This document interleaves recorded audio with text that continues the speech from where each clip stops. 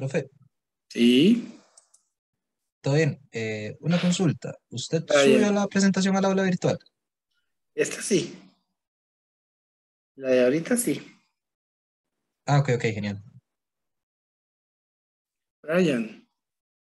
Brian Solano. ¿Cuál es Brian Solano? ¿El chiquito o el grande? El grande, profe. El grande. Ahora después hablamos un momentito. Tengo una sugerencia. Te la voy a Claro, profe. poner, te la voy a Genial. poner en el chat de una vez.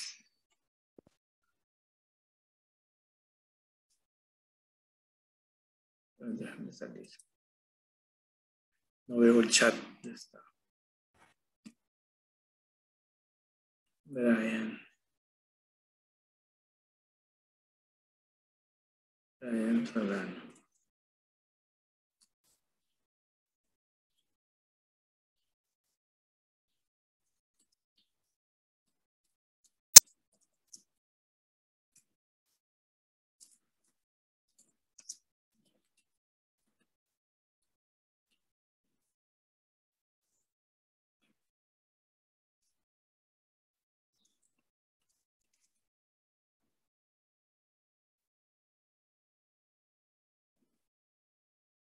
Ahí te puse un mensaje, Brian. Bueno, ya llevamos 27, tenemos una buena concurrencia por el momento. ¿Me están oyendo bien? No se ha desconectado el micrófono. Vamos, cuando pasemos los 33, que son los que siempre vienen, empezamos.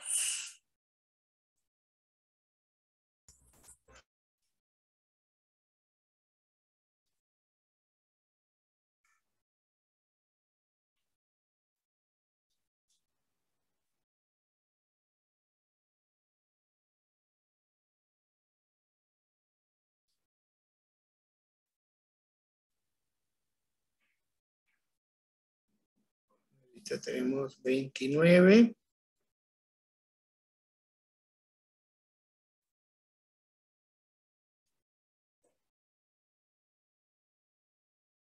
Listo.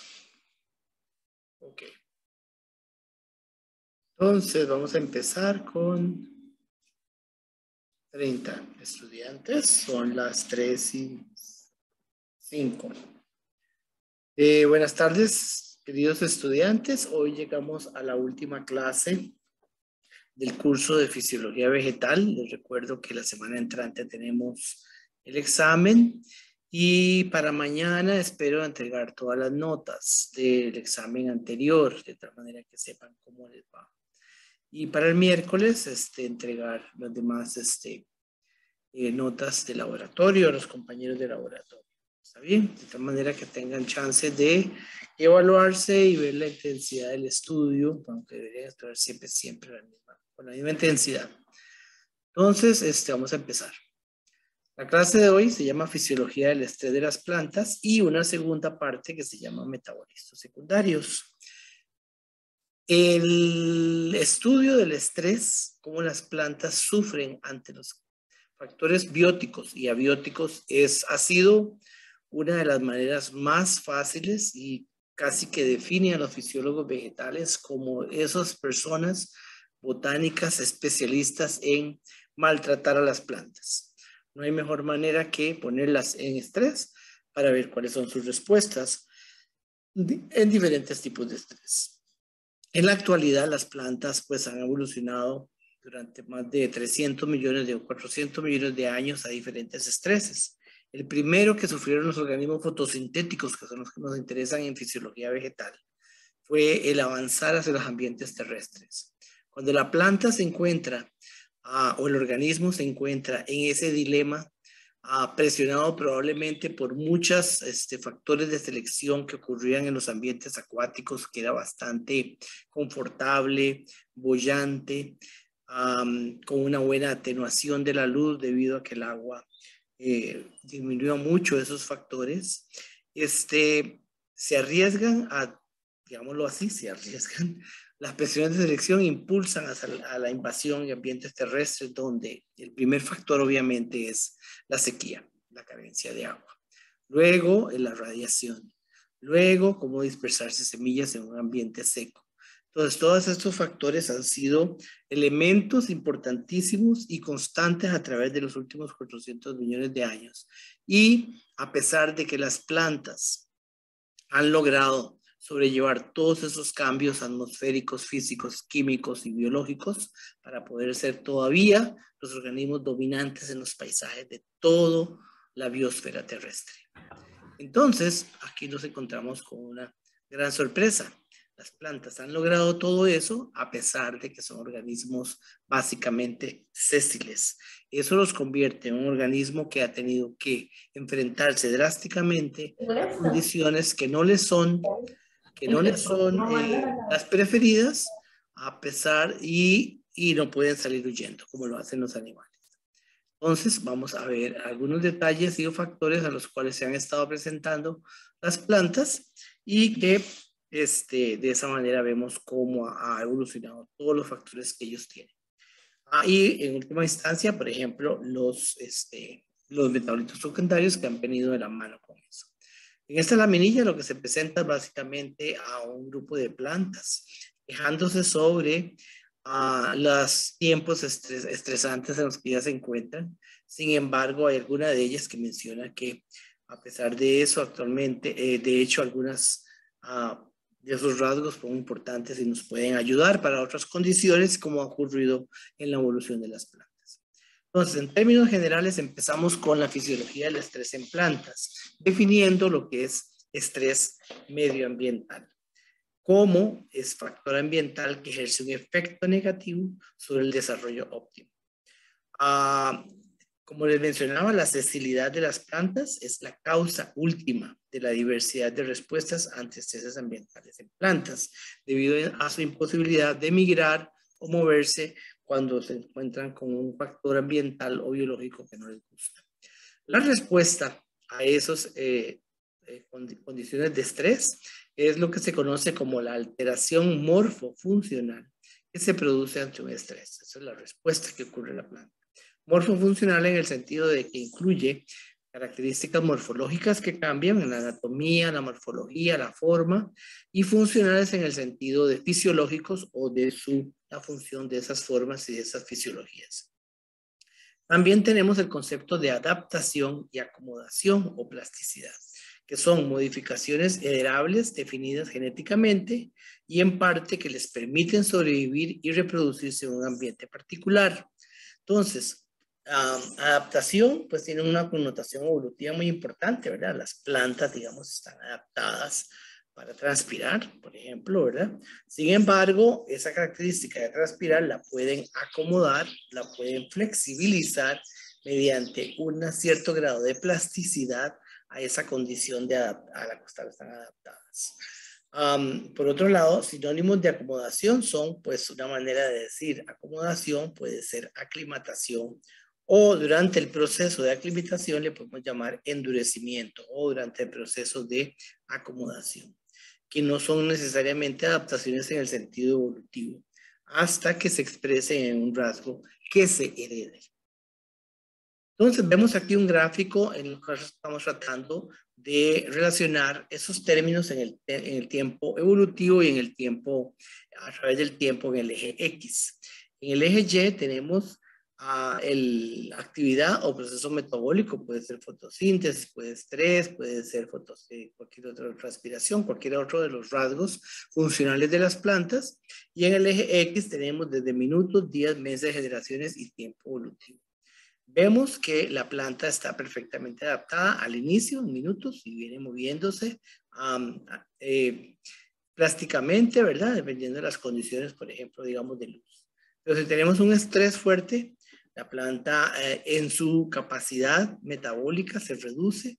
Esa respuesta al estrés es una reducción negativa de su desarrollo óptimo o su respuesta óptima, que en días y meses puede durar. Pero si ese estrés continúa durante muchas generaciones, podemos llegar a un tiempo de aclimatación en el cual se mejora la respuesta. Y pues en el tiempo evolutivo, si se mejora esa respuesta completamente, evolutivamente, tenemos lo que conocemos como adaptación. Y hay una adaptación compensatoria homeostática que es parte integral ya del genoma y de las generaciones siguientes de la planta. Entonces, sin embargo, dentro de estos tipos de respuestas podemos englobar 3 términos interesantes sobre lo que podemos llamar los tipos de respuestas. Las plantas pueden responder mediante cierta capacidad de resistencia. Como vamos a ver ahora, es un término más bien más global, pero significa capacidad de sobrellevar o sobreponerse a condiciones extremas. Entonces, cuando yo soy muy resistente, por ejemplo, la planta es resistente a un herbicida, ¿verdad? Es producido por el hombre, o sea que es muy reciente, significa que ya ha desarrollado cierta capacidad de degradarlo, ¿verdad? Entonces ya ha evolucionado ciertos rasgos de resistencia que hace que el químico, el herbicida, no le haga ningún efecto. Por otro lado está el término tolerancia, mediante el ajuste morfofisiológico a un factor estresante que le permite sobrellevar, pero sufriendo el estrés. Entonces, la tolerancia es básicamente, puede ser que es tolerante a un agroquímico, por ejemplo, en el ejemplo que estoy hablando desde el principio con respecto a resistencia, pero sencillamente la planta sí sufre un poco, es afectada, no lo puede degradar, pero lo incorpora dentro de sus tejidos, puede ser que se vea afectado, pero logra reproducirse y logra crecer, a lo que la hace tolerante a convivir con el daño que le ocasiona la cuestión. Y por otro lado es que existen estrategias de las plantas que hacen que la planta evite el fenómeno de evitación, ¿verdad? Que evite reducir y canalizar los efectos negativos de algún factor estresante. Entonces tenemos resistencia, tolerancia y evitación. El estrés es un concepto bastante relativo, porque lo que puede ser una tolerancia no necesariamente es un factor tan estresante, porque es tolerante, o es evitación, porque entonces no lo está sufriendo, ni está siendo resistente. Entonces es un poco relativo hablar de estos tipos de respuestas con respecto a resistencia.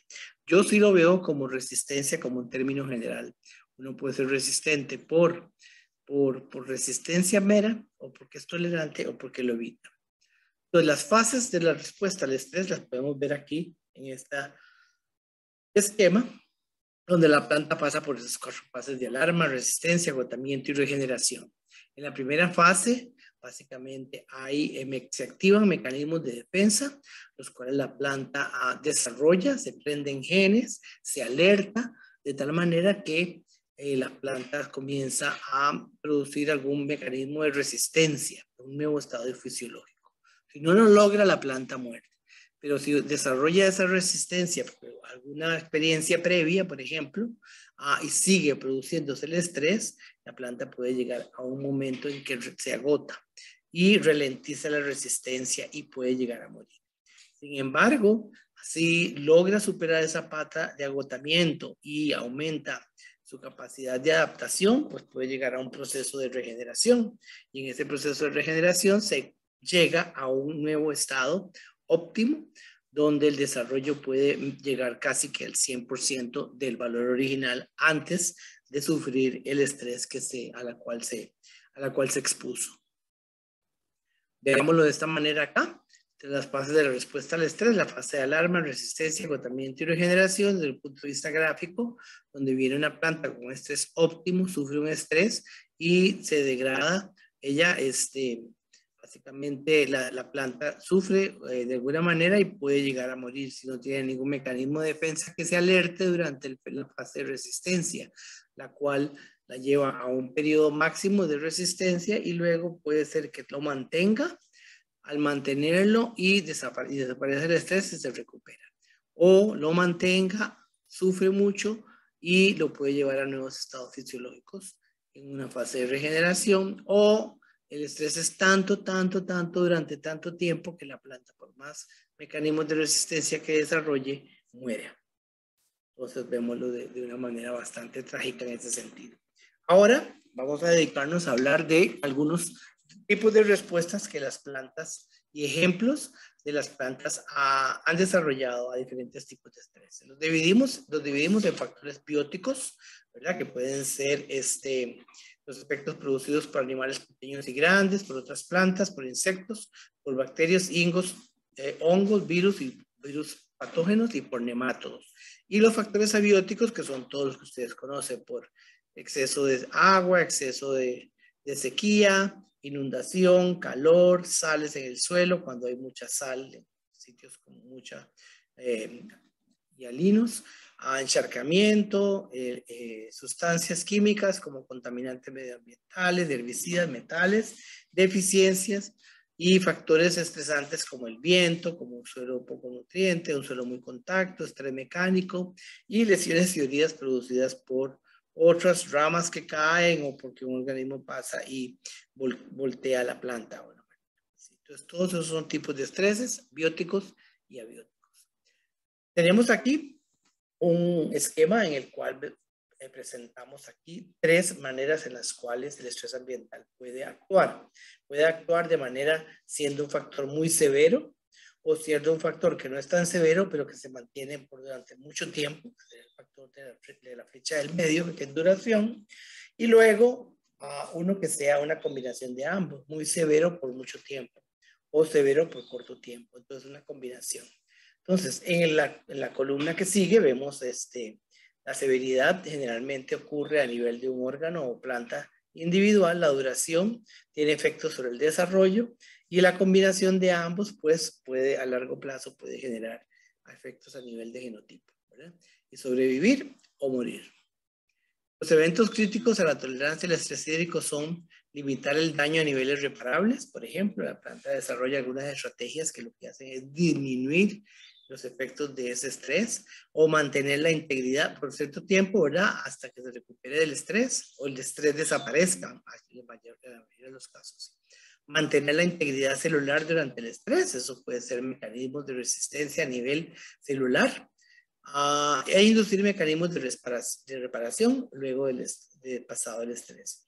Entonces, cuando la planta se libera del estrés, pues puede ser que desarrolle alarmas en las cuales mantenga la alarma de alguna manera y la previene de futuros ataques del estrés. En resumen, de lo que es el estrés, tenemos aquí un factor estresante y tenemos 2 opciones. La planta no se reproduce en el hábitat donde ocurre el estrés. Entonces, básicamente, a pesar de que no la está matando, pero no la reproduce. Y en el caso en que se reproduzca, tenemos la opción de que la planta tenga mecanismos de escape, donde la planta restringe sus actividades a periodos libres del factor estresante. Por ejemplo, el escape puede ser por un factor temporal, ¿verdad? Como la pérdida de hojas en la estación seca, por ejemplo. O la resistencia, donde la planta puede soportar el estrés, como por ejemplo en un bosque seco, soportar el estrés durante 6 meses de estación seca en el bosque seco. Entonces es resistente. Esa resistencia puede ser a través de tolerancia, ¿verdad? Que la planta tiene mecanismos para enfrentar el estrés, ¿verdad? Ya sea por rasgos fisiológicos o evitación por otros rasgos, como por ejemplo había sido el escape, la senescencia de las hojas o la acumulación de agua, ¿verdad? Entonces, yo acumulo mucha agua o tengo raíces muy profundas y a pesar de que arriba en la atmósfera está haciendo mucho calor, yo tengo contacto directo por raíces muy profundas a fuentes de agua durante toda la época seca. Entonces, evito la sequía debido a que tengo mecanismos morfofisiológicos que me permiten evitar la sequía, ya que tengo acceso al que no tienen otras aguas. Entonces vamos a ver aquí un popurrí de diferentes tipos de estreses. El estrés por luz, ¿verdad? Que puede ser por fotoinhibición, ¿verdad? Que reduce la eficacia o eficiencia de la fotosíntesis mediante un bloqueo de la fosforilación y transporte de electrones. Esa es la parte que se mide cuando medimos fluorescencia, ¿verdad? Que es una etapa inicial de la cadena de electrones, ¿verdad? Luego de que se excita la clorofila, donde detectamos procesos de fotoinhibición por alta radiación y saturación lumínica en el fotosistema 1 y fotosistema 2. La otra manera es la fotooxidación, es la destrucción enzimática de pigmentos asociados a las antenas 2 mediante la liberación de las clorofilas de las proteínas de estas antenas. Entonces, esta fotooxidación generalmente ocurre en los pigmentos llamados carotenoides tipo xantofilas, que participan en procesos de fotooxidación, reduciendo el estrés producido por alta radiación mediante liberación de calor y transformación de las moléculas como en el ciclo de las antófilas que vimos en el capítulo de fotosíntesis.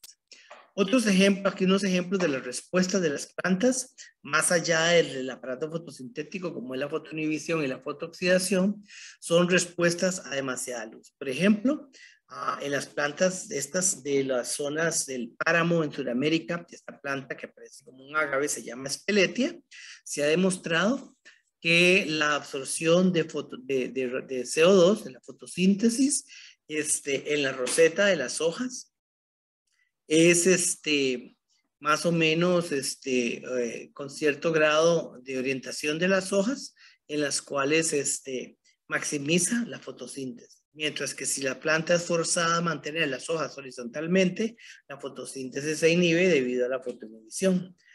De igual manera ocurre en la fotosíntesis del capullo, de la hoja más tierna de la planta.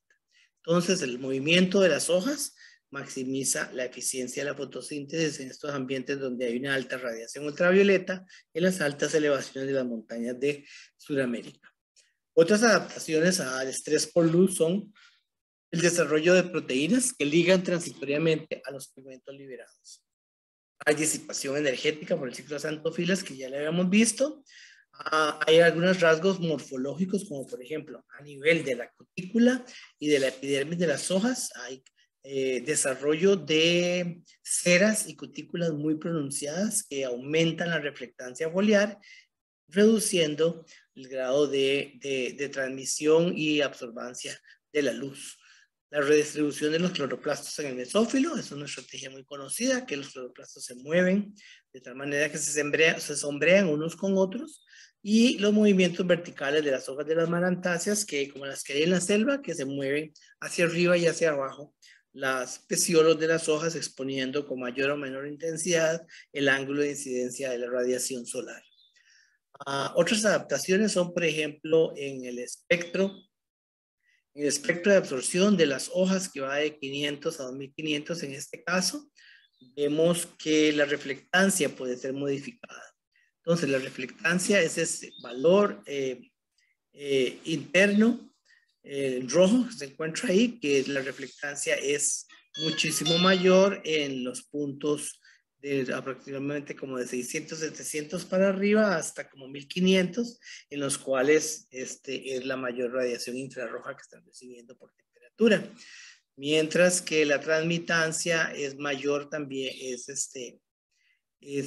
bastante en esa región, o sea que favorece el traspaso de energía de un lado a otro, de tal manera que evita la alta radiación por transmitancia y reflectancia. Y hay muy poca absorbancia. Otras adaptaciones a estrés por luz son, por ejemplo, cambios en la reflectancia producidas por la morfología de la lámina foliar, ¿verdad? El color de la hoja, como pueden ver en ese gráfico, hay los diferentes grados de reflectancia en los diferentes tipos de hoja. Entonces, la reflectancia es mucho mayor en las hojas rojas y las hojas verdes, especialmente en la verde. Y en las fotografías de al lado se pueden ver algunos efectos morfológicos en el desarrollo de papilas o tricomas en la superficie de las hojas, o papilas como en la fotografía de abajo de la derecha, en la cual favorecen aumentan los ángulos de incidencia de la luz, reduciendo la carga térmica producida por la radiación en muchas plantas. ¿Okay? También tenemos acá, cuando hay mucha luz en poco tiempo, en las plantas de sombra se produce un destello a través del dosel del bosque. Ese destello o light fleck, como dice ahí en inglés, ¿verdad? Un fleco solar, produce un cambio. En este caso, en este ejemplo, en este trébol, cuando hay una radiación rápida de este destello solar de 1590 micromoles de fotones por metro cuadrado por segundo, las hojas de los tréboles se cierran y cambian el ángulo de incidencia repentinamente. Entonces, el movimiento de las hojas de oxalis de estos tréboles es un mecanismo rápido, muy eficiente, ¿verdad? En 10, 15 minutos, en menos de 5 minutos, ellos comienzan a mover las hojuelitas y a reducir la carga térmica producida por alta radiación. Otros ejemplos aquí es la minimización del estrés lumínico por movimiento de los cloroplastos en estas plantas que son unos musgos, como la fotografía en la izquierda, derecha inferior. Ese es el musgo que se llama Funaria hygrométrica, en la cual te puede observar la acumulación de los cloroplastos a la luz baja y en la luz alta estos cloroplastos se colocan en columnas detrás de otro, por lo tanto se ve mucho menos en un corte transversal de la microfila de estos musgos. Y el movimiento de cloroplastos pues es una manera de sombrearse de ellos, de la alta radiación. Otras diferencias que podemos encontrar es en las respuestas morfológicas típicas producidas por hojas de sol y sombra. Recuerden que nosotros trabajamos mucho en la selva, muchos de ustedes trabajaron con la dualidad sol y sombra o sol claro o claro y sombra profunda. Entonces, caracterizada por cambios significativos muy grandes en el grosor de las hojas, como en Acer saccharum, el sugar maple, o sea, el arce dulce, en el cual se saca el sirope que uno come con las arepas o pancakes. Las hojas de estas plantas se adaptan muy fácilmente a condiciones de sol y de sombra. Veamos que las sombras son mucho más delgadas, con menos capas con menos capas que en la sombra, que en el sol, que de tejido fotosintético de empalizada.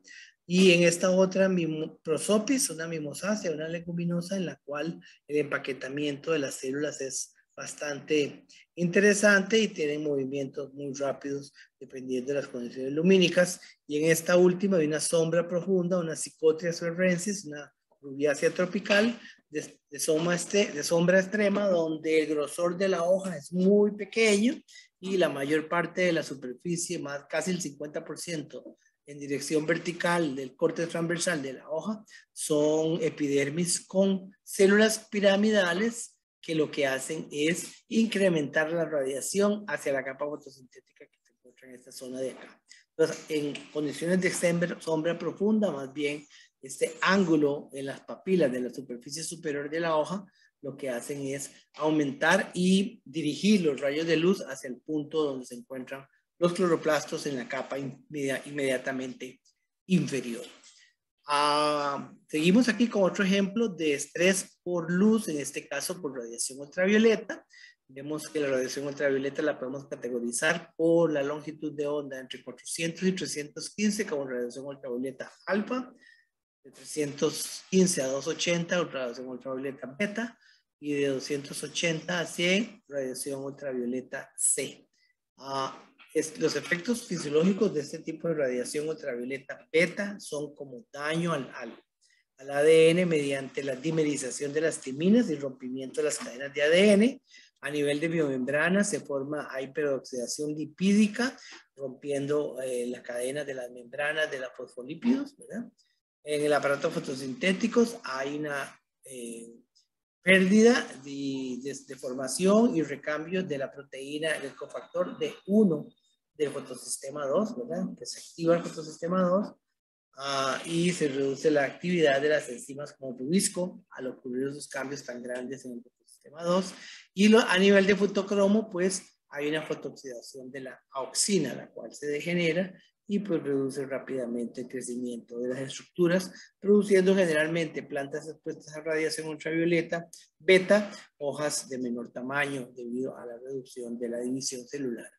Otros ejemplos de evitación de los efectos de radiación ultravioleta beta es el desarrollo de metabolitos secundarios, la acumulación de sustancias coloreadas como flavonoides, alcaloides, ceras y polianimas que reducen la radiación ultravioleta beta. Y el neutralizador de radicales, que se llama scavenger, que lo que hacen es aumentar la capacidad antioxidante mediante la formación de peroxidasas y reductasas que evitan la formación de radicales libres que son dañinos para el citoplasma de las células. Aquí tenemos unos ejemplos de cómo es la defensa de algunas plantas contra la radiación ultravioleta beta mediante la acumulación de sustancias fenólicas. La antocianina que trabajamos en el laboratorio es un típico ejemplo de sustancia fenólica. En este caso lo vemos en una sapotácea en la fotografía de la izquierda, y que desarrolla una capa grande de hojas nuevas con coloración rojiza, cubriendo el color verde. Y una manera de ver también la deposición de antocianinas es el famoso otoño de la zona norte y de la zona sur, en el cual las hojas están listas para morir de viejas, pero hay retranslocación de la clorofila, reutilización del nitrógeno, y queda expuesta a solamente los tonos antociánicos y anaranjados de las hojas, y pues forma un espectáculo visual muy agradable a la visión humana. Aquí tenemos otro ejemplo de la radiación ultravioleta. En la figura de la izquierda tenemos aquí unas plantas de lechuga expuestas a alta radiación ultravioleta. La planta normal es la más grande y la planta la más afectada con más radiación ultravioleta, la más chiquita.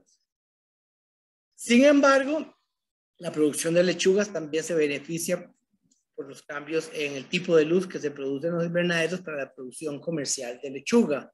En este caso vemos las diferencias que se pueden lograr en la coloración de las lechugas dependiendo de la fuente lumínica que se utilice en los invernaderos. Luz blanca completa, tipo fluorescente, luz roja, ¿verdad?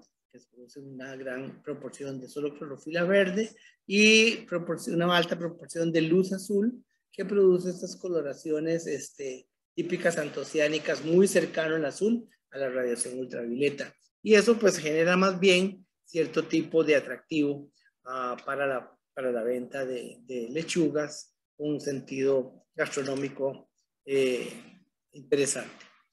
Entramos a lo que es las deficiencias por agua. Estrés hídrico como un estrés importantísimo. Bueno, ustedes ya hemos visto, tuvimos 2 clases sobre relaciones hídricas de plantas. Ustedes saben las 1001 maneras en que las plantas pueden dependerse del estrés hídrico, como lo son, por ejemplo, la suculencia, morfológicamente, reducción del tamaño, la producción de espinas, las hojas pasan a ser espinas, la aparición de metabolismos fotosintéticos especializados en el ahorro de agua, como el CAM, el metabolismo ácido de crasuláceas, epidermis múltiples con grandes cantidades de vacuolas, cutículas muy gruesas, los estomas hundidos, protegidos dentro de la misma epidermis, pubescencia, que aumenta muchísimo la capa limitante, cilemas muy reducidos y angostos, que aumenta la resistencia y lo hace más resistente a la sequía en el suelo, puntuaciones rebordeadas que favorecen cierto grado de cierre del flujo, ajuste osmótico por la acumulación de sustancias osmóticas en las células y los tejidos y en el mismo xilema, ajuste elástico en el módulo de elasticidad, ¿recuerdan? Con la curva de presión-volumen, raíces profundas como las que mencioné antes en el caso de los bosques secos, la misma caducifolia de los bosques secos o de los bosques norteños y sureños, el levantamiento hidráulico, el cual no lo vimos claramente, pero es sencillamente el uso de las diferencias de presión de potencial hídrico mátrico del suelo para elevar un poco el agua, y las estrategias finales a nivel de estoma y de hoja sobre la EUA, eficiencia del uso del agua, con base al metabolismo fotosintético. Entonces, todos son los ejemplos clásicos de estrategias de respuesta al estrés hídrico en las plantas. Entonces, todos esos mecanismos generalmente son claves para la tolerancia al estrés osmótico en plantas. Por ejemplo, el estrés osmótico, que es uno de los más típicos y bastante generales para diferentes tipos de estreses, no solo del agua, es que están directamente relacionados con la activación de la formación de acuaporinas en el cloroplasto y en la membrana celular, que favorece inmediatamente el intercambio de estos osmolitos para favorecer un ambiente osmótico específico que tienda a reducir los déficits de agua a nivel celular, mediante la formación de glucósidos de prolina y betaína, proteasas y otros, la acumulación de sustancias como sodio en la vacuola. Okay. ¿Por qué aparece el estrés hídrico? Entonces aquí tenemos un ejemplo de cómo el estrés salino se convierte en un estrés hídrico. En realidad es así. La salinidad se expresa en valores de conductividad eléctrica, que son las unidades de Siemens. Un Siemens es igual a un ohmio, que es aproximadamente 0.36 megapascales, que se representa aproximadamente una succión, ¿verdad? Una presión negativa de 3.6 atmósferas, donde los ohmios de la resistencia eléctrica hay una solución. Entonces, hay una relación entre la conductividad eléctrica de una solución salina y el potencial osmótico de esa solución salina de esa manera. Entonces, vemos que podemos medir cuán salino es el agua de mar, por ejemplo, sabiendo que mide aproximadamente 4.4 Siemens por centímetro cuadrado. Entonces, es un valor osmótico sumamente alto. Entonces, el agua para irrigación, por ejemplo, tiene que tener un valor menor de 0.2 Siemens por metro. Eso significa que la irrigación no se puede llevar a cabo con agua salada, como es obvio pensar. Otros ejemplos de estrés, del efecto de estrés salino primario son la deshidratación, ¿verdad? A nivel observable, y el estrés iónico mediante la destrucción de membranas. Y secundarios es ya a nivel de crecimiento, se reduce montones el alargamiento celular, se para la división celular y aumenta la formación de especies reactivas de oxígeno. Aquí algunos ejemplos del estrés salino. Los componentes principales en halófitas, por ejemplo, hay una alta selectividad de las sales a nivel del suelo en las raíces. También hay algunas de las especies halófitas que almacenan sales en la amapola y eliminan la sal mediante glándulas salinas o la producción de hojas carnosas y suculentas que las botan después de que están desarrolladas y las han usado suficientemente fotosintéticamente por algún periodo de tiempo, tal como la canavalia, que es esta hipomoea que se encuentra en las playas, ¿verdad? En una playa llena de sal, como está aquí, o en los manglares que viven en un ambiente húmedo donde entran corrientes de agua marina y viven en esas condiciones. Entonces, estrés salino es bastante común en esas zonas.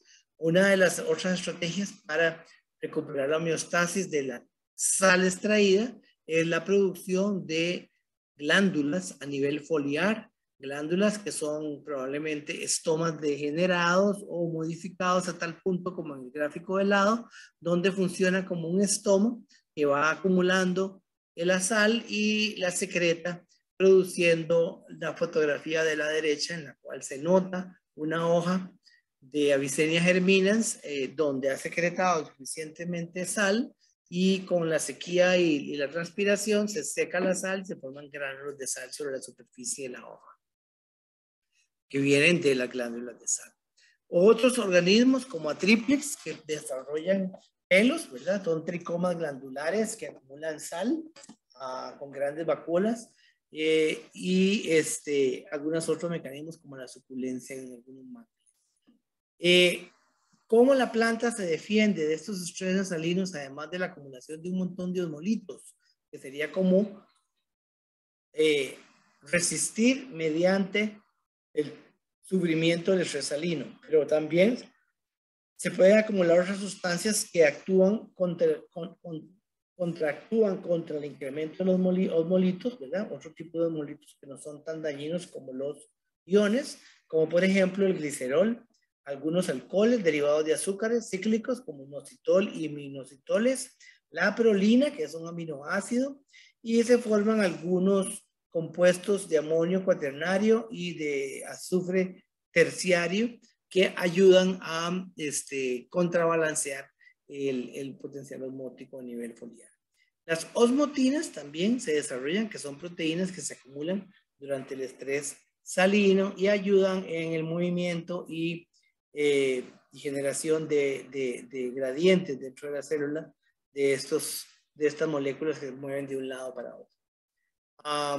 ¿Cómo se regula el estrés osmótico en las plantas? Bueno, el candidato número 1 es el ácido abscísico, ¿verdad?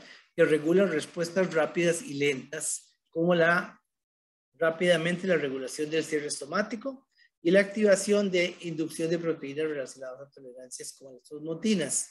Y lentamente el ácido abscísico influye en la regulación de la dormancia en semillas, modifica la relación raíz-paste aérea, obviamente eso es lentamente porque tiene que ver el crecimiento.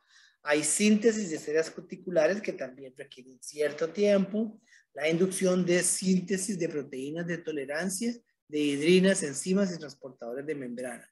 Entonces, todo lo que requiere crecimiento y acumulación de sustancias, pues son respuestas mediadas por el ácido abscísico, tienen cierto tiempo para que se desarrollen. Mientras que las rápidas, el ácido abscísico claramente induce la activación de proteínas e inmediatamente cierre estomático desde la raíz hasta es sensible en la hoja. En este gráfico de aquí vemos los tipos de reacciones de la aplicación de ácido abscísico endógeno en hojas de una suculenta que se llama Mesembryantherium crystallinum. Es una suculenta de este tipo crasulácea en la resistencia en condiciones de estrés desalino. Vemos aquí que en el eje Y lo que tenemos es los picomoles de ABA por gramo de peso seco, o sea, cómo se acumula el ácido con diferentes tipos de estrés, duración del estrés, de tratamiento de estrés en semanas. Cuando se aplica un osmolito de 400 milimolar de sal. Entonces vemos aquí que a las 4 semanas aumenta montones la cantidad de ABA con respecto al control. A las 6 semanas se duplica básicamente y a la 9ª semana más bien como que se adapta y se ajusta un poquito y baja un poquito la concentración de ABA en los tejidos. Entonces lo que indica que es directamente relacionado con el estrés salino.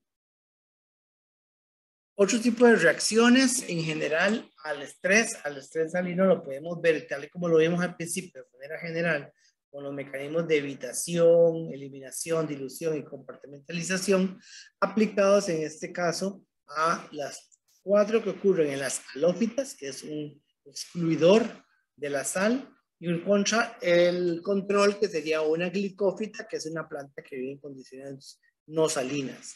Entonces, el halófita puede que tenga mecanismos de evitación como la interrupción del transporte en las raíces y en los brotes, ¿verdad? Puede eliminar el exceso de sal a través del brote o la excreción de sal por glándulas o por vejigas de pelos glandulares, o la pérdida de órganos, como sería la caída de las hojas, por dilución a través de creación de tejidos suculentos, que lo que hacen es acumular gran cantidad de agua y diluyen la concentración de sal. Y en el caso de las glicófitas y halófitas, que hay un proceso de compartimentalización en la cual se separa la deposición de sal en algunas partes de los tejidos de la planta, en la vacuola, en el apoplasto, o mediante su inhabilitación mediante proteínas protectivas. Entonces tenemos aquí que la planta puede evitar, eliminar, diluir o compartimentalizar la sal cuando se encuentra en un estrés salino.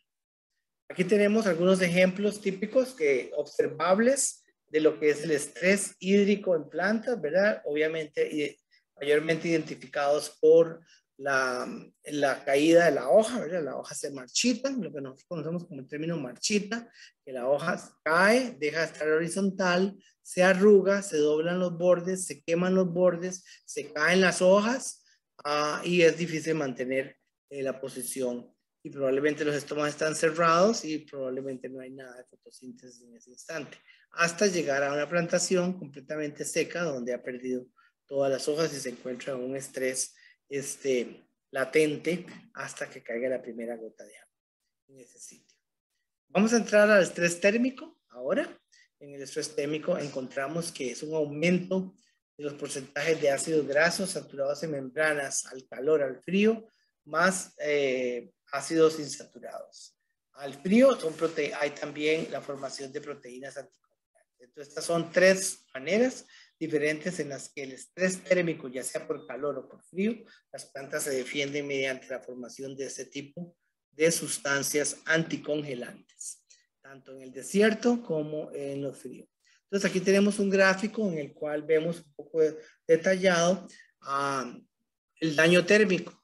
El daño térmico ocurre a nivel de los fluidos de membrana, ¿verdad? Mediante estrés osmótico y marchitez, y a nivel celular mediante desnaturalización de las proteínas. Ese calor, cuando hay un poco de resistencia térmica, podemos hablar de evitación y de tolerancia. Cuando hablamos de evitación del calor, ¿verdad? Puede ser a través de reflexión, aislamiento del calor, abrigo, ¿verdad? O tapar el calor, o por enfriamiento por transpiración. La división de las hojas, la formación de hojas compuestas, facilita el aireamiento, ¿verdad? Y se enfrían un poco más las hojas cuando las hojas son compuestas y partidas. Y la otra, la que ya habíamos visto también, que era la orientación foliar. En el caso de la tolerancia al calor, vemos que hay resistencia citosólica, ¿verdad? Por el desarrollo de HSP, que son Heat Shock Proteins. Se prenden proteínas que se llaman de choque térmico, al desarrollo de mayor cantidad de lípidos y especialistas, líquidos especiales se incrustan dentro de la membrana, lo que hace que se mantenga la estabilidad de la membrana ante el aumento del calor en la hoja, y otro tipo de moléculas y enzimas que se llaman chaperonas térmicas. También se ha visto y están muy estudiadas especialmente para la parte de calor. ¿Qué pasó? ¿Quién está hablando? Hay otra persona hablando. En el choque térmico tenemos acá un aumento secuencial de la temperatura hasta cierto punto donde puede ser tolerado. En plantas sometidas a estrés tenemos efectos de disminución de reacciones misceláneas, los efectos, y la síntesis de proteína de choque térmico. Ya los vimos, con un reinicio gradual de expresión de genes misceláneos. Entonces, ese choque térmico es una estrategia bastante estudiada y llevadas a experimentos en condiciones de hasta 37 grados centígrados, como que si fueran plantas. Aquí tenemos tres ejemplos de los mismos que estábamos viendo anteriormente, como tolerancia a la temperatura de hardening, o en la traducción del inglés, que es endurecimiento. Cambios en líquidos de la membrana, ya los vimos, proteínas de choque térmico, los HPSS y los chaperones químicos. ¿Cuáles son esos chaperones químicos? El glicerol, la prolina, las betaínas, que estabilizan la estructura terciaria de las proteínas. ¿Okay? Y aquí, en este gráfico de acá, tenemos cómo se comporta la fotosíntesis a la luz después de que ocurre un efecto de choque térmico en algún momento dado. Y se comienza a generar este tipo de respuestas en lípidos, proteínas y chaperones químicos. En la recuperación del estrés momentáneo en esta especie de... Esta es una especie de...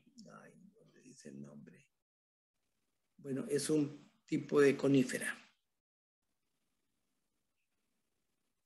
Aquí en esta diapositiva, sencillamente, lo que quería mostrarles es para efectos de plantas tropicales conocidas por ustedes, cuál es el efecto de las ondas momentáneas de 1, 2, 3 días de calor, tal y como ocurre en algunas regiones de América y en algunas regiones de otros lados. Por ejemplo, en Brasil, las ondas de calor en café pueden matar grandes extensiones de plantas de café, como está en la primera fotografía, y aquí en Costa Rica o en otros lados de Latinoamérica, donde hay choques de calor que producen este daño a las plantitas de tomate. Aquí en este artículo es un resumen de un artículo que se llama Respuestas de las especies de árboles a las ondas de calor y a eventos extremos de calor. Entonces, en el gráfico de abajo, básicamente este gráfico está dividido en tres factores, en tres niveles de acción de las respuestas, de lo que pasa cuando las plantas están expuestas a estos eventos momentáneos de calor. A nivel de todo el árbol, a nivel de la hoja, y en la parte extrema derecha, a nivel del cloroplasto y dentro de la célula. Entonces, vemos aquí, por ejemplo, que el extremo de calor tiende a producir reducir el desarrollo de las hojas, aumenta la caída de las hojas, se reduce el crecimiento, aumenta la mortalidad y se reduce la fecundidad. Y se ha demostrado, donde dice Y, yes, ¿verdad? es que hay evidencias de que ha habido aclimatación a esos valores en algunos árboles. En el caso de las hojas, vemos que se reduce la fotosíntesis, aumenta la respiración, aumenta la fotorrespiración, se reduce a veces y se sube y baja la conductividad estomática, y dependiendo del grado del estrés en las hojas de calor, puede ser que aumente o se reduzca hacia el final la transpiración. Y a nivel celular, vemos que hay todos factores negativos en contra del funcionamiento del fotosistema 2, de la fluidez de la membrana del tilacoide, la actividad del rubisco y la expresión de las proteínas de choque térmico. Y en esas 4 se ha demostrado en la literatura la existencia de procesos de aclimatación a esas condiciones. Entonces, este es el gráfico, la leyenda aquí de la figura anterior explicada para que ustedes la lean cuando tengan que estudiar para el examen, sobre lo que significan todas esas cosas que están en ese cuadro, ¿okay? A nivel general. En contraposición al choque térmico y a la temperatura, al efecto de estrés térmico por temperatura alta, tenemos el estrés por frío, el cual también, de manera muy interesante, produce deshidratación, al igual que la sequía, al igual que el frío por calor, y daño también en las membranas. El congelamiento tiende a congelar, a producir formación en la pared celular. Entonces, mientras se mantenga el congelamiento en la pared celular, no hay problema. Pero si se congela el citoplasma, ahí sí tenemos problemas, porque entonces ya ahí se muere todo. Se mueren las organelas y todo. Entonces, las plantas se han concentrado en tratar de bajar la temperatura de congelamiento interno lo más bajo posible, mediante la inclusión de un montón de sustancias para reducir el punto de congelamiento. A nivel ecológico, estas plantas, también las mismas esqueletias de las zonas muy altas del páramo latinoamericano, que no se encuentran en el páramo tico, son esas plantas grandotas cuyas hojas muertas, como se ve en la fotografía A, permanecen durante mucho largo tiempo alrededor del tallo. Eso actúa como un abrigo, como una cobija, que hace que la temperatura del tallo permanezca por 3 grados centígrados cuando afuera está a menos 5 grados centígrados, evitando el congelamiento del xilema en el tallo. Además de la que habíamos visto el movimiento de las hojas en la parte superior, en las hojas vivas. ¿Cuáles son los efectos de las bajas temperaturas? Entonces, por ejemplo, los estreses de frío, los estreses por frío son que retardan el metabolismo, aumenta la rigidez de las células de la membrana celular y hay una pérdida de la función membranal. Mientras que la escarcha, hay una diferencia en un frío muy fuerte y otra cosa la presencia de escarcha por la noche nada más, como ocurre en el páramo de Costa Rica. La escarcha tiende a producir congelamiento del tejido hídrico, la deshidratación por escarcha, la concentración de la savia celular y la desintegración de las membranas celulares. Entonces, hay ciertas diferencias en lo que es en la intensidad del frío. Si es solamente un frost, una escarcha, o si es un frío más o menos no tan fuerte. Aquí tenemos un gráfico, un ejemplo de cómo actúa el chilling, en este caso la refrigeración, ¿verdad? Son temperaturas de 10 a 8 grados centígrados, que es un frío que no es tan frío y no es congelante, pero que no es tolerado por las plantas de café. Este esquema es en plantas de café, donde vemos que hay un efecto importante en los frutos y en la planta completa. Al lado vemos fotografías de plantas de café donde el fruto ha sido congelado, y la planta abajo ha sido congelada y la planta en total completamente muere. Entonces, en 3 días puede dar al trasto con cultivos completos en la zona sur de Brasil, lo que hace que incrementen los precios del café a nivel mundial y nos veamos beneficiados los tropicales. Tenemos aquí ahora otro estrés, el estrés por oxígeno e hipoxia. En este caso, el estrés producido por falta de oxígeno en las plantas surge especialmente en el agua. La difusión del oxígeno en el agua, del agua en el suelo, del oxígeno del agua en el suelo es de 10,000 veces menor que en el aire. El oxígeno es poco soluble en el agua. Entonces, el intercambio de gases en suelos inundados es muy bajo. Los valores críticos de oxígeno en suelo varían entre 5 a 10%. Entonces, en el caso de estrés por oxígeno, lo podemos clasificar en 3 valores. La normoxia, que son los valores normales, ¿verdad? Las reacciones bioquímicas no están limitadas por la presión parcial de oxígeno, ya sea en agua o en suelo, o en el aire. Y tenemos 2 niveles de deficiencia de oxígeno. Cuando hay hipoxia, que sencillamente hay un oxígeno que no es 20%, es menos 10, 5% de oxígeno en el ambiente, que hay síntesis de ATP mitocondrial afectada pero no inhibida. Y en el caso de la anoxia, que es ambientes con 0 oxígeno, o sea, ausencia total de oxígeno, hay fosforilación oxidativa negligible y por supuesto que no hay mantenimiento de la vida en ese instante. Estrés anaerobiótico, bueno, hipoxia, concentración de oxígeno no óptima, y anoxia es carencia de oxígeno. Entonces vemos que, por ejemplo, en los manglares donde están inundados hay poco oxígeno y los tallos, las raíces tienden a salir hacia arriba formando lo que se llaman los neumatóforos que vemos en los manglares. Esta hipertrofia del tallo también produciendo raíces adventicias y el desarrollo a nivel celular parenquimático de grandes espacios aéreos para favorecer un poco formando erénquima para favorecer un poco la aireación interna de los tejidos, especialmente en esas raíces y en la parte basal de los tallos. Okay. Aquí tenemos un artículo sobre las respuestas del suelo a la inundación. Es muy interesante leerlo porque vemos de manera muy general cómo la inundación, los efectos de la inundación, el exceso de agua, son muy parecidos a los de estrés hídrico más los de anoxia y hipoxia. Entonces, por ejemplo, la compactación del suelo, los productos fitotóxicos, la reducción del pH y el potencial redox del suelo y la deficiencia de oxígeno son todos factores que ocurren durante la inundación. Entonces, hay modificaciones a nivel de metabolismo y modificaciones fisiológicas. Dentro de las fisiológicas tenemos la inhibición de la apertura de los estomas, la conductividad hidráulica se reduce y la permeabilidad de la raíz se rompe completamente, desaparece. Entonces pasa el agua para arriba y para abajo. ¿Qué adaptaciones tenemos ante el metabolismo? La modificación del metabolismo es la creación de un metabolismo anaeróbico. Rutas de fermentación, fermentación etílica y láctica, ¿verdad? Y formas de síntesis de proteínas de estrés anaeróbico.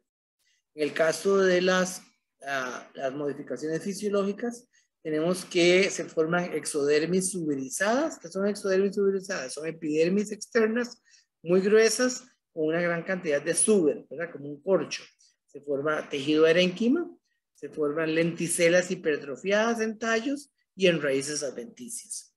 Entonces, básicamente se forman como una estructura toda fea, rota y como porosa alrededor de las estructuras inundadas o en contacto directo con las partes inundadas del terreno. Aquí tenemos más ejemplos de adaptaciones morfológicas y anatómicas a la hipoxia y a la anoxia. Entonces tenemos aquí la formación de las lenticelas que ya mencionamos acá, la desorganización celular de la formación de erénquima y la formación de raíces adventicias, tal como se ve acá y como se ve en el extremo final. ¿Okay? Tenemos un descanso de 10 minutos. Antes de tomar el descanso, ¿alguna pregunta hasta acá, por favor, compañeros? Me fue la internet. No, profe. ¿Judith? No, no, profe, ninguna duda. Ninguna duda. Tenemos 33 estudiantes. Ok. Bueno, los jóvenes he venido hablando muy rápido. Les voy a dar 10 minutitos de descanso para tirarnos a la última parte. Faltan como 40 diapositivas. Ok. Aquí los dejo. Ya regresamos a las 4:12, según mi reloj. 4:12.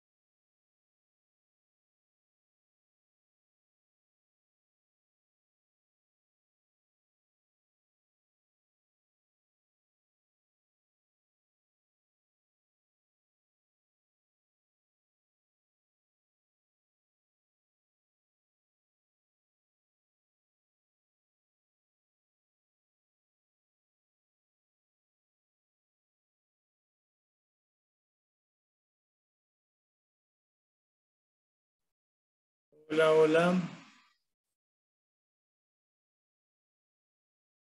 Voy a empezar el video. Vamos a empezar la segunda parte de la clase, que dura como 20 minutos, y luego veremos una fábula de la selva. Espero que se queden aquí al final para reírnos un rato. Voy a compartir.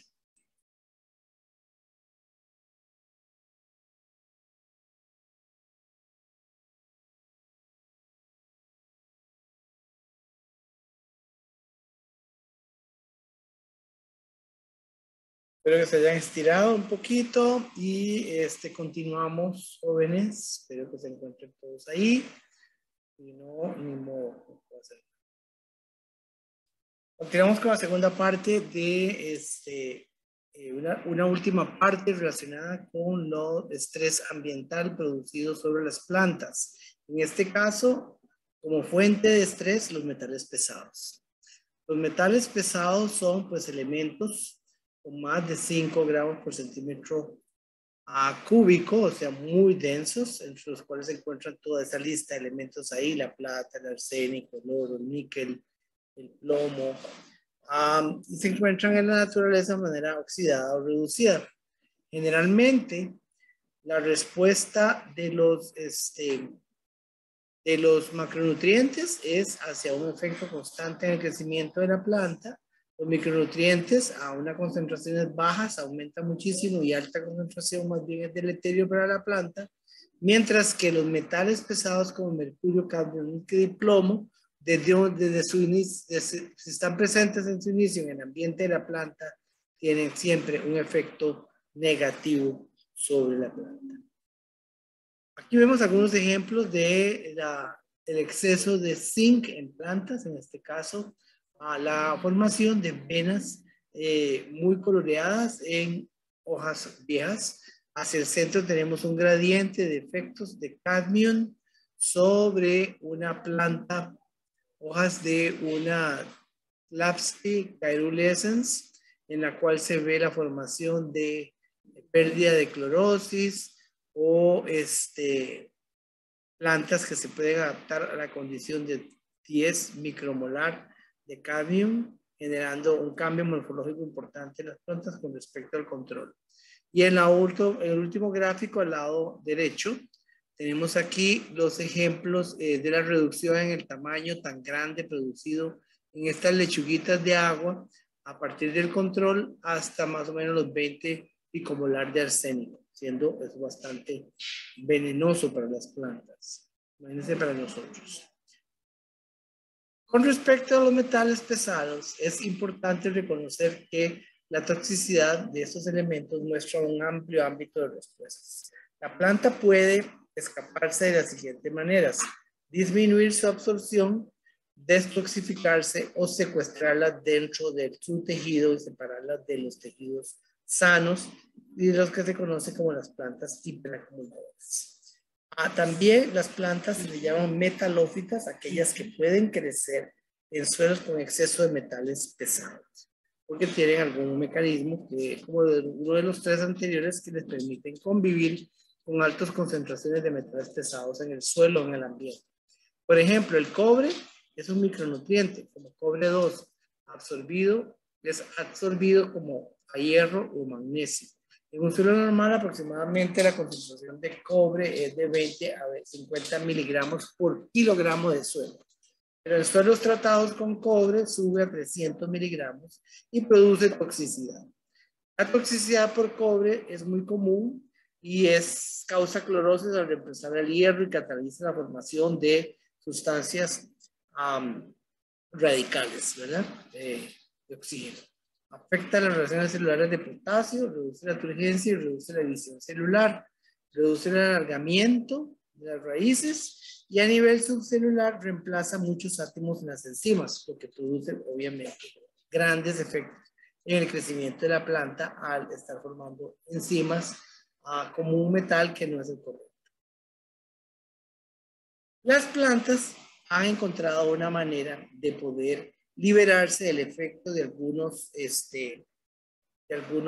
sustancias tipo metales, las cuales se llaman metalotioneínas. Estas son cadenas de aminoácidos de más o menos 60 aminoácidos ricos en citocinas con dos tipos de motifs relacionados. Estas son las que pueden ayudar a secuestrar los iones de algunos de estos metales y separarlos del funcionamiento normal en el citoplasma. Las otras son las fitoquelatinas, que no son productos primarios génicos como las anteriores, más bien son producidos por transferencia enzimática a péptidos. Entonces, no son cadenas de aminoácidos, sino más bien son péptidos, cadenas de péptidos derivados del péptido glutatión. Estas fitoquelatinas tienen esta morfología, ¿verdad? Unas cadenas largas, complejas, con cadenas de carbono, con oxígenos y con secciones de aminoácidos conectados a ellas. De tal manera que lo que hacen es capturar al elemento, como se ve en la figura de aquí abajo, capturando a una molécula de cadmio y separándola del funcionamiento natural en el citoplasma, porque son secuestrando a las moléculas de cadmio dañinas. Por otro lado, se ha visto que hay plantas hiperacumuladoras de metales pesados. En el caso de la hortensia, que ustedes conocen, vemos que la planta tiene la capacidad de acumular aluminio dependiendo de la concentración de aluminio en el suelo. Si la concentración de aluminio del suelo es muy baja, las flores tienden a no tener una coloración morada, sino que se forman rosaditas. En suelos con alta concentración de aluminio, o sea, estos suelos rojizos, muy latinizados y muy lavados, las flores tienden a producir una coloración más cercana a este color, que yo veo como un celeste. Pierde el rosadón y se vuelve cada vez más azuloide. Entonces, la planta, además de que acumula aluminio, puede ser una indicadora de la condición de aluminio en algunos terrenos. Otro ejemplo de plantas acumuladoras en Costa Rica es la Bochicia guatemalensis, es el árbol que le dicen botarrama, creo que le dicen botarrama, es un hiperacumulador de aluminio y acumula 1065 kilogramos de aluminio por hectárea de bosque. Estos son datos de Camacho del 2017 en una plantación en Guasimo, en Costa Rica. Es interesante porque también esta planta es acumuladora de aluminio y luego hay que desechar el tejido. Entonces, para ir terminando, vemos que el estrés biótico sobre las plantas pues tiene muchísimos detonadores, ¿verdad? Insectos, hongos, bacterias, virus, ácaros, nematodos, los nutrientes, la sal, la sequía, el calor, el frío, la humedad, la luz, todos pueden representar, si se ocurre en una dosis muy alta o demasiado baja, son fuentes para un estrés significativo en las plantas. Entramos ahora en la última parte de la clase, que es metabolitos secundarios en plantas. La figura de introducción a la clase número 13, que es metabolitos secundarios, tiene dos tipos de drogas muy utilizados en el mundo en la actualidad. La foto del fondo es una bellota o un brote de una planta de marihuana, cannabis sativa, y el entrecuadro es de una revista de Annual Plant Reviews que trata sobre bioquímica y del metabolismo secundario en plantas, y este volumen fue dedicado al opio, que es una planta, una papaverácea que se cultiva en casi todo el mundo, pero mayormente en la zona de Eurasia, que es la generadora del opio para producir heroína, por ejemplo. ¿Sí? Entonces, ¿qué es el metabolismo secundario? En contraposición al secundario, el primario es el que aquellas rutas metabólicas en que intervienen directamente en la supervivencia, crecimiento y reproducción, como fotosíntesis, respiración, transporte de solutos, flujo en el floema, síntesis de proteínas y asimilado de nutrientes. Todo eso son metabolismo primario. El secundario son la formación de compuestos químicos diferentes a los intermediarios y a los productos finales del metabolismo primario. Entonces, bajo condiciones de ataque, patógenos o de estreses ambientales, se induce síntesis de fenilpropanoides, como todos estos tipos de metabolitos secundarios, que son fumarinas, soralenos, ácido salicílico, fumárico, cafeico, cinético. Pues son todos estos tipos de moléculas que aparecen como rutas secundarias en el metabolismo primario de las plantas. Un ejemplo, por ejemplo, es la azadiractina, que aparece en las plantas de Azadirachta. Los metabolitos secundarios se asocian con carbohidratos de la pared formando betaglucosa. Las antocianinas y flavonoides, en la parte a partir del ácido cumárico, son todos los fenoles que vienen de esta ruta metabólica y luego están relacionados con lesiones y heridas que provocan síntesis de proteínas relacionadas a la patogénesis, al carácter ácido, a los espacios intercelulares y resistentes, formando hidrolasas, quitonasas, traumatinas y osmotinas. Entonces se forman todos estos tipos de proteínas que intervienen en lesiones y heridas. También a partir del ácido cumárico se forman las fenoles como antocianinas y flavonoides y a partir de carbohidratos se forman los beta-glucósidos que los vamos a ver en un detalle en una figura como esta. Ahí está el origen de los tres mayores grupos de compuestos secundarios en plantas. En primer lugar están los compuestos de crecimiento del metabolismo secundario que contienen nitrógeno, como la categoría más grande serían los alcaloides, los que contienen compuestos fenólicos y los que son tipo pertenos. Entonces aquí vemos el origen de, por ejemplo, en el metabolismo primario del ácido químico, ¿verdad? Es la fuente de algunos elementos que van a dar origen a compuestos fenólicos, como en el metabolismo de los aminoácidos aromáticos. También la ruta metabólica del ácido malónico y mabelónico. En la parte de la síntesis de acetil-CoA a partir de piruvato en el mabelónico, se producen terpenos, y a partir del piruvato y del 3-fosfoglicerato en la fotosíntesis hay una ruta alterna que produce también terpenos. ¿Qué son los terpenos? Los terpenos se les llaman a la unidad de isoprenos que se producen a altas temperaturas para dar el isopreno. Son compuestos pequeños, generalmente volátiles, de cadenas pequeñas, algunos muy grandes como las azadiractinas y el alfa-hexdizón, que son triterpenos. Los monoterpenos tienden a ser más volátiles, como los de la menta y como el olor del limón. ¿Okay? Entonces estos son los terpenos y son generalmente repelentes y de sabores amargos.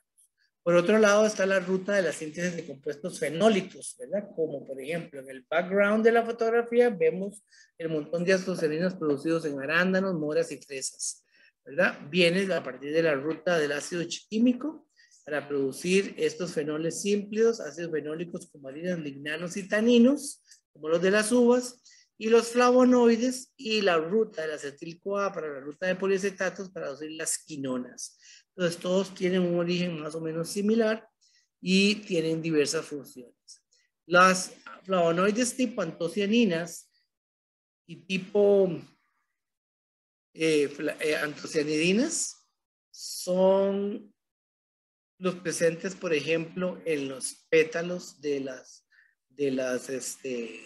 plantas, en algunas plantas, tal y como se ve, por ejemplo, en la fotografía de abajo de esos dos margaritas amarillas, se llama Rudbeckia esta planta, en color natural es amarillo, pero las abejas la ven de esa manera. Generalmente estos colores antocianidínicos producen el color naranja, es el pelargonidín, el rojo púrpura, el cianidín, el púrpura blue azulado, que es el delphinium, el rojo rosado, que es la peonina, y el púrpura en la petunidina. Todos probablemente conseguidos en las plantas cuyo nombre es posible identificar en el nombre de la antocianidina. ¿Okay? El último grupo son los alcaloides y los glucósidos cianogénicos.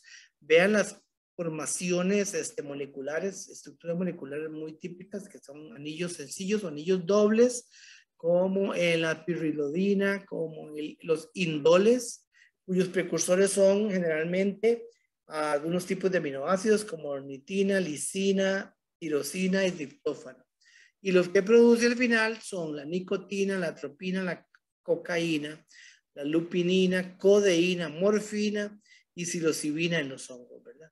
Y los usos por el hombre son la nicotina como estimulante, como tranquilizador, la atropina para los espasmos, dilatación de las pupilas para examinar los ojos, la cocaína como un estimulante del sistema nervioso central, la lupinina como un restaurador del ritmo cardíaco, la codeína como un analgésico, tratamiento contra la tos, la morfina es un analgésico de los más fuertes, y la psilocibina, obtenido obviamente de un hongo psilocibe, es alucinógeno, para no mencionarlos todos en el cuadro.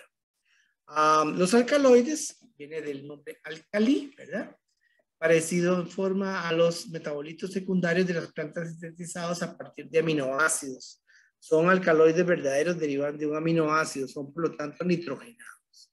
Son muy básicos, excepto la colchicina, la que se usa para la separación de las preparaciones de cromosomas, y poseen acción fisiológica intensa en animales aún a dosis bajas, con efectos psicoactivos. Entonces aquí se ven algunos ejemplos de alcaloides típicos, ¿verdad? Y cianogénicos. Por ejemplo, el cacao produce teobromina, que es este estimulante. La alcaloide producido por la atropina aquí para producir la heroína en la planta esta de amapola, la planta de reina de la noche que produce un tipo de compuestos bastante nocivos. Y en la mariposa, que todos conocemos aquí en Costa Rica, esta planta de aquí de flores moradas, que también hay verde, hay blanca, tiene compuestos cianogénicos bastante peligrosos para el consumo. Esta es una lista grandísima, que no les voy a pedir que se aprendan de nada. Es una lista de alcaloides, como por ejemplo, vean el origen de la cocaína en el nitroxilon coca, la atropina en Iocianus niger, la cafeína en café, la morfina en el papaver, ¿verdad? En el papaver somnífero, que es esta planta, este fruto. Ese látex blanco produce la morfina. La nicotina del tabaco, la quinina de la planta que se llama cinchona, la estricnina de un árbol que se llama strychnos, que hay en Costa Rica. Entonces, todos esos son compuestos secundarios que la planta, por supuesto, los produce como una estrategia ante los estreses que ha producido. Entonces, por eso estas dos clases se ven juntas. Estrés fisiológico y metabolismo secundario son básicamente cosas que ocurren de la mano. Otros glucósidos cianogénicos, por ejemplo, que se transforman en cianuro al ser consumidos, como en la yuca, ¿verdad? Por eso hay que cocinar la yuca, las semillas de almendras y los albaricoques. Elementos que contienen glucósidos cianogénicos, ¿verdad? Probablemente en algunas partes que no se consumen, como las almendras, los duraznos en la semilla, las ciruelas en la semilla, la papaya, en la leche de la papaya, la mandioca, no sé qué es la mandioca, es una yuca, el sorgo. Todas esas sustancias todas estas plantas tienen algún tipo de glucósido cianogénico. Generalmente no se cocinan o no se consumen la parte que tiene el cianogénico. Hablando de otros tipos de compuestos de origen secundario, están las fitoalexinas. Las fitoalexinas son un grupo de sustancias químicas secundarias diversas con fuerte actividad antimicrobiana que se acumulan alrededor del sitio de infección. Entonces, no se detectan en las plantas planas, las sanas, o sea que son sintetizadas tan pronto hay un ataque del patógeno. Las plantas las comienzan a sintetizar en el momento que tienen un ataque, como la medicarpina en alfalfa o el gliociolín en la soya, el rictinin en la papa y tomate y el capsidiol, por supuesto, en la pimienta y en el tabaco. Entonces, estas fitoalexinas son diversos tipos de compuestos secundarios como sesquiterpenos y alcaloides. Estas fitoalexinas generalmente eliminan a otras plantas alrededor de la planta madre. Y para terminar con la clase, quería hablarles un momentito sobre la resistencia sistémica adquirida. Este es un fenómeno en el cual las plantas han llegado a desarrollar una respuesta globalizada de toda la planta ante un ataque por algún tipo de estrés. Ya sea generalmente los más interesantes que se han visto son los efectos cuando hay un estrés biológico, por ejemplo, un ataque de una larva que se está comiendo una planta. Entonces, estaba mediado por la acumulación de ácido salicílico, que parece que está involucrado como hormona que es en esa respuesta. Esta acumulación de ácido salicílico se transmite como una señal en las diferentes partes de la planta a través del sistema vascular, resultando en una resistencia sistémica a los patógenos. Entonces, hay una síntesis también de compuestos volátiles. Por otro lado, en algunas plantas se ha encontrado que hay una síntesis de estos compuestos volátiles tipo metilsalicilato, el cual se mueven en el aire hasta otra región de la planta u otra planta cercana y producen la misma respuesta en plantas vecinas. Entonces, esta infección inicial por un patógeno aumenta la resistencia futura a este patógeno a través del desarrollo de este fenómeno que se llama resistencia sistémica adquirida. Es muy interesante porque en algunos casos estos compuestos químicos son liberados al ambiente y avisan a una planta cercana la presencia de un herbívoro, por ejemplo. Entonces, en términos, para resumir, está este cuadro gigante, esta figura gigantesca donde los diferentes tipos de sustancias del metabolismo secundario y su clasificado de acuerdo al disparador del estrés producido ya sea por radiación ultravioleta, patógenos, ausencia de nitrógeno, carencia de fosfatos, carencia de hierro, heridas, herbivoría por insectos, acción mecánica y la presencia de ozono. Entonces, estos son todos, algunos están repetidos en respecto a unos y a otros. Por ejemplo, las heridas, está la lignina y la suberina como estrategia para cerrar las heridas. En la radiación ultravioleta ya hemos visto las antocianinas, ¿verdad?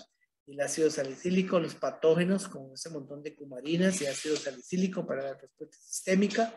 Y no voy a repetir todos porque la laminilla lo presenta. Ok, por último, para terminar la clase, les recuerdo que para los que van a estudiar biotecnología o los que van a trabajar también en biología marina, en plantas acuáticas, plantas marinas, las sustancias secundarias de interés comercial en la actualidad representan una fuente increíble de ingresos para muchísima gente, ya sea para grandes compañías como las que ustedes conocen, ¿verdad? Como la Bayer y como otras compañías gigantescas que producen vacunas y que producen sustancias para el dolor, como la gran cantidad de montones de compañías como Himalaya que se basan en la producción de sustancias y esencias que vienen directamente de las plantas con diferentes tipos de propiedades, y todas esas propiedades son generalmente resultado de la presencia de algún metabolito secundario de estos tres tipos, ya sean glucósidos cianogénicos, alcaloides, flavonoides o en los otros, ya se me olvidó, y los terpenos, ¿verdad? Entonces hay una gran cantidad de cosas. El 80% de la población mundial utiliza la medicina tradicional, que consiste principalmente en el uso de extractos provenientes de plantas, y de ahí la gran importancia en la economía potencial para muchos países que tenemos una gran diversidad de plantas. ¿Okay? ¿Preguntas?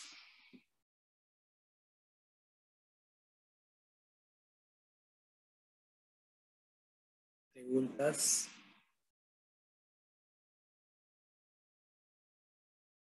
Vamos a ver, Stephanie, ¿alguna pregunta? Pregunta específica por esta cantidad gigantesca de información en todos estos tipos de estreses y todos esos tipos de compuestos de...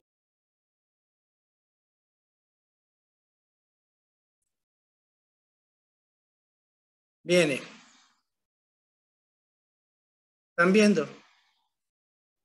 Sí, profe. Sí, profe. Profe, Sí, profe. Ahora puede...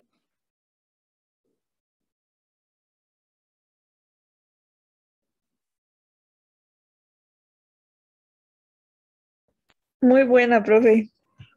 Profe, está Tanis. Listo. Sí, creo Qué que bueno ese de Marco también. Marco, qué bonito, sí. Bueno, espero que les haya gustado el chiste, ¿verdad? Es un chiste. Puedo montar las fotos en el aula virtual de pronto. O algo así. Porque quiero las fotos, yo se las paso por en su correo electrónico directo. Ay, Le faltó el del susto que nos pegó. ay, sí, pero no tenía foto.